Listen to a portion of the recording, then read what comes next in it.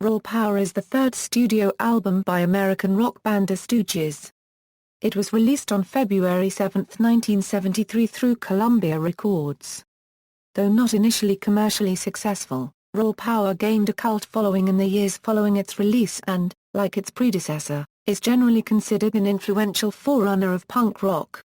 Recording history: after their first two albums, The Stooges and Funhouse were released to little commercial success. The Stooges were in disarray, they had officially broken up, bassist Dave Alexander was fighting alcoholism, and singer Iggy Pop's heroin addiction was escalating prior to the intervention of David Bowie.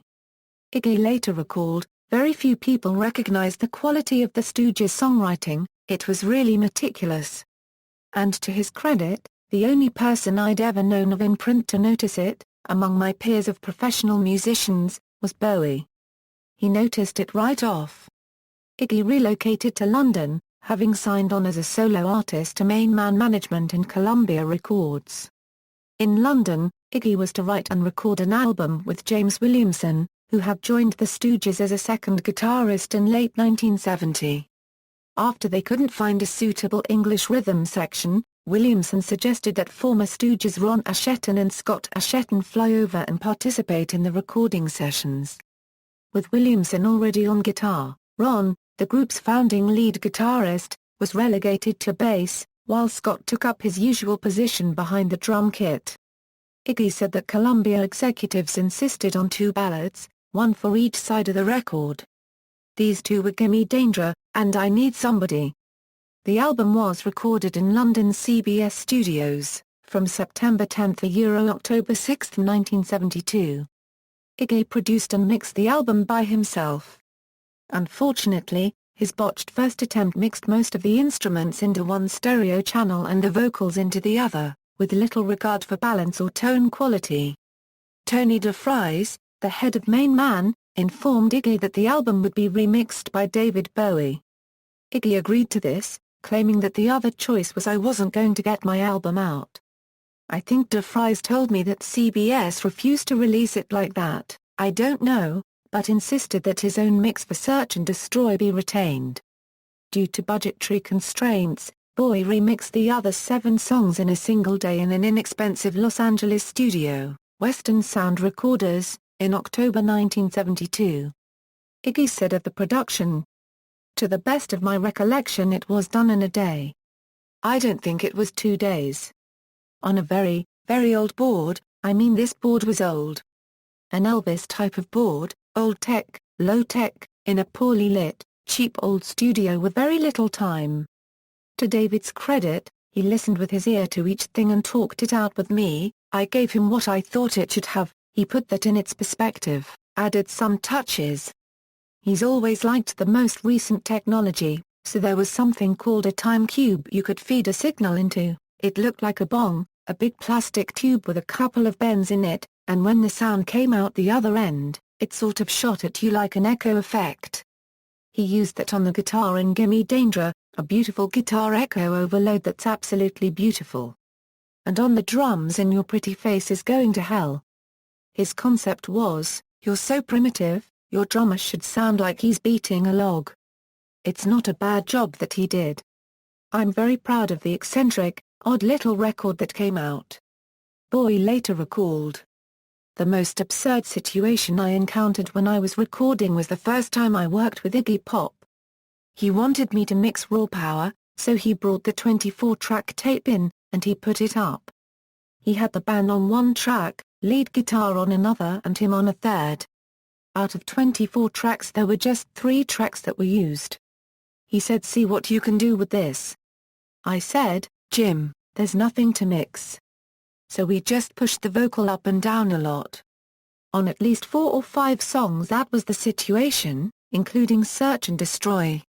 That's got such a peculiar sound because all we did was occasionally bring the lead guitar up and take it out." Release and reception: Raw Power was released in America in May 1973 and in the UK the following month as an album by Iggy and the Stooges, contrasting with the group's first 2 albums, credited to the Stooges. The album sleeve comprised a photograph of Iggy taken by rock music photographer Mick Rock. The song Search and Destroy, and Shake Appeal were both released as singles. Despite rave reviews, sales of Raw Power were weak, and the album peaked at number 182 on the Billboard Pop Albums chart.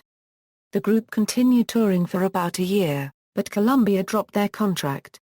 The Stooges were also dumped by main man Tony DeFries lost patience with the band after the large sum of money he advanced to them was bankrolled on drugs. The Stooges broke up in February 1974. After spending time in a drug-fueled stupor in L.A. and later rehab at the UCLA Neuropsychiatric Institute, Iggy Pop rejoined Bowie's entourage, and emerged as a solo artist in 1976. Music journalist Will Hodgkinson wrote that, while the Stooges' debut album was charged in brutal garage rock, and Funhouse was lurid chaos, Raw Power was more musically sophisticated in its debauchery. Alternative mixes. Low-fidelity copies of Pop's original mixes circulated among fans for years. In 1993, a selection of these original mixes was released by Bomb Records as Rough Power. Fans and critics generally agreed that the original mixes were interesting, but not necessarily superior to Bowie's efforts. Of the Rough Power release, Iggy has remarked that, "What David and I came up with at these sessions was better than that." In 1996, Columbia Records invited Iggy Pop to remix the entire album for re-release on CD. Iggy says in the liner notes that had he declined, the studio would have remixed it without his blessing. Iggy cited long-time encouragement from fans and peers, the existence of Rough Power, his distaste for how the original 1989 CD release of Raw Power sounded, and the fact that Columbia were going to release the new mix on its sublabel Legacy Recordings as factors that led him to go through with the new mix, which was undertaken at New York Sony Music Studios in 1996. The remixed edition of Raw Power was released on April 22, 1997. In the album's accompanying liner notes, Iggy states the following. "In retrospect, I think the little touches Bowie put on the mix helped, and I think some of the things Main Man did helped, and more than anything else, what the whole experience did was to get me out of Detroit and onto a world stage. And also I learned a hell of a lot being over there in England, and I started thinking differently. It led to a very ambitious piece of work, and that's fine. But the fact was that neither Bowie's mix nor my previous mix could do justice to the power of the band or even to the legibility of the vocal. I feel that now I have the wherewithal, the position, and the expertise at my disposal to give this thing its due sonically, and I didn't have that before. So it's kind of like I'm finishing that off. I don't think you can beat David's mix, it's very creative. But this is just a simple, straight band mix of a powerful band. I feel like there's a closure on it, and that's a nice thing." On the other hand, some fans, guitarist Robert Quine among them, felt the new remix was as unfaithful to the material as the original 1973 mix, and further criticized the audible digital distortion in the new mix. In the reissued CD's liner notes, however, Pop points out that one of his intentions in doing the new mix was to keep audio levels in the red while at the same time making the music more powerful and listenable. This new version is arguably the loudest album ever, reaching RMS of -4 decibels, rare even by today's standards. James Williamson and Ron Asheton have both stated that they preferred Bowie's original mix of the album to Pop's remixed version. Williamson: "I personally think the remixed Raw Power sucked. I gotta tell ya that I like the idea of what Iggy tried to do, and I talked to him about it, and there's a lot of factors involved, but at the time, none of us liked Bowie's mix, but given everything, Iggy, when he went in to mix it, he found out that the guy who had recorded it originally had not gotten a lot of level on certain things, like the bass and drums, especially the bass, so he didn't have a lot to work with. Then Iggy, on his mix, he left a bunch of guitar stuff on there that probably shouldn't have been left in, and just odds and ends. Bowie's not my favorite guy, but I have to say that overall, I think he did a pretty good job." Asheton. Don Fleming goes, "You know what? When Iggy's Raw Power mix comes out, I'll bet you're gonna go, we always used to say how bad the original David Bowie mix of Raw Power was." Fleming's going, "When you hear Iggy's mix, I guarantee you're gonna say, man, remember that great mix that David Bowie did? So I heard it, I got the advance copy from his manager, and listened to it. Then I called Fleming and I'm going, gee, Don, I just listened to Iggy's mix of Raw Power. Man, I sure loved that old David Bowie mix. Was it ever great?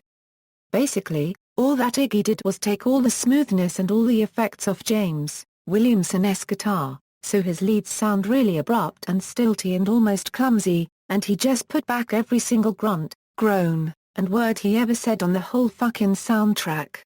He just totally restored everything that was cut out of him in the first mix, and I thought, damn, I really did like the old mix better. In 2002, Bowie said that his original mix of Raw Power is the version I still prefer over the later remix. It has more wound-up ferocity and chaos and, in my humble opinion, is a hallmark roots sound for what was later to become punk. Pop and Bowie's mixes were both remastered in 2012 for a Record Store Day double LP, by Kevin Gray and Mark Wilder, respectively. This remastering was free of clipping. Legacy. Despite its weak initial reception, the reputation of Raw Power grew tremendously in subsequent years, and the album's volume and ferocity became benchmarks against which later albums were measured. Singer and guitarist Kurt Cobain of the band Nirvana wrote in his journals numerous times that Raw Power was his favorite album of all time. In his list of the top 50 albums he thought were most influential to Nirvana's sound entered in his journal in 1993, Raw Power appears in the number 1 slot. Johnny Marr of The Smiths has also spoken highly of the record, commenting on James Williamson's guitar playing on the album, "I'm his biggest fan. He has the technical ability of Jimmy Page without being as studious, and the swagger of Keith Richards without being sloppy. He's both demonic and intellectual, almost how you would imagine Darth Vader to sound if he was in a band." Steve Jones from the Sex Pistols once claimed that he learned to play guitar by taking speed and playing along to Raw Power. Henry Rollins of Black Flag has Search and Destroy tattooed across his shoulder blades. Former Smiths frontman Morrissey once described the song as great, and a very LA song. Motley Crue founder Nikki Sixx has cited it as a major influence. "When I was 15 years old, I remember Iggy and the Stooges' unregistered trademark song Search and Destroy reaching out from my speakers to me like my own personal anthem. It was the first album Jason Pierce, of Spaceman 3 and Spiritualized, ever bought with his own money in Boots in Rugby, UK. Say Logrian cited Raw Power as one of his favorite albums. The album seems like it's all done in one take. Let's do that one, leave it, just try something else. With his energy on stage, it seems as if the studio was just destroyed after that album, or at least you'd like to believe that. The album's songs have been frequently covered.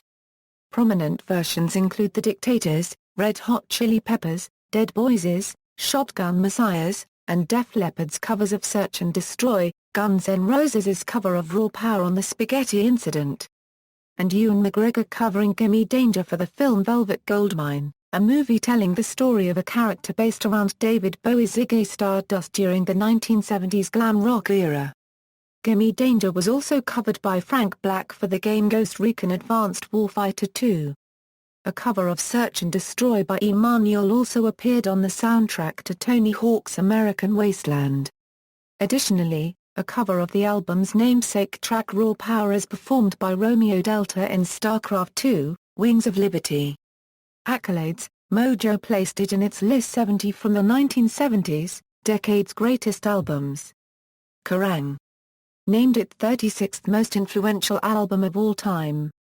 Pitchfork named it the 83rd best album of the 1970s. In 2003, Raw Power was ranked number 125 on Rolling Stone's The 500 Greatest Albums of All Time list.